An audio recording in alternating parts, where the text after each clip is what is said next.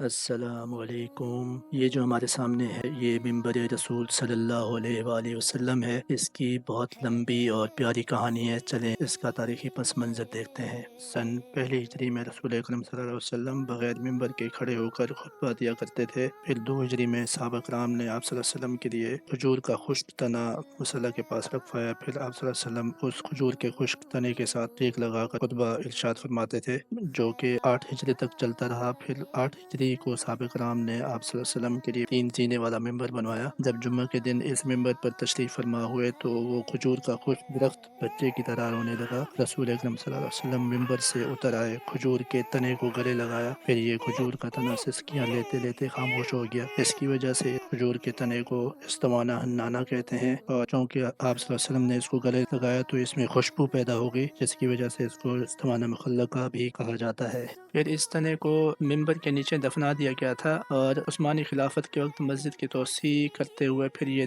دوبارہ نکلا، تو اس وقت آپ اس کو ترکی کے میوزیم میں دیکھ سکتے ہیں۔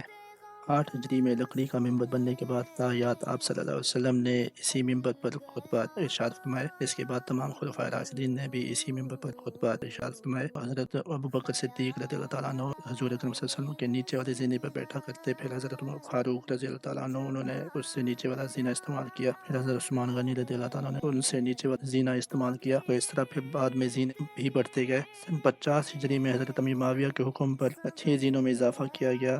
563 میں نیا ممبر بنا دیا گیا۔ 654 میں ممبر پر آگ لگ گئی۔ 656 میں یمن کے سلطان مظفر نے نیا ممبر بھجوایا، اور پھر 666 میں ملک ظاہر رکن الدین بیبرس نے ممبر سال کیا، جو کہ 132 سال قائم رہا۔ 797 میں ملک ظاہر برقوق مصر کے سلطان نے ممبر بھجوایا، جو کہ 32 سال قائم رہا۔ پھر 822 میں ملک معید نے ممبر بھیجا۔ 886 میں دوسری مرتبہ آگ لگنے سے ممبر جل گیا۔ 888 میں مصری سلطان محمد اشرف قاتبائی نے سفید سنگ مرمر سے نہایت خوبصورت ممبر بنوا کر بھجوایا۔ یہ ممبر تقریباً 100 سال تک مسجد نبوی میں زیر استعمال رہا۔ یہ ممبر آج بھی اچھی حالت میں مسجد قباء میں موجود ہے، جو کہ آپ دیکھ سکتے ہیں۔ اور اس کے بعد 999 ہجری میں ترکی عثمانی سلطان مراد خان نے ایک نیا ممبر بنوا کر مدینہ منورہ بھیج دیا۔ یہ ممبر ترکی کے کاریگروں کا شاہکار ہے، اور آج بھی یہی ممبر مسجد نبوی میں موجود ہے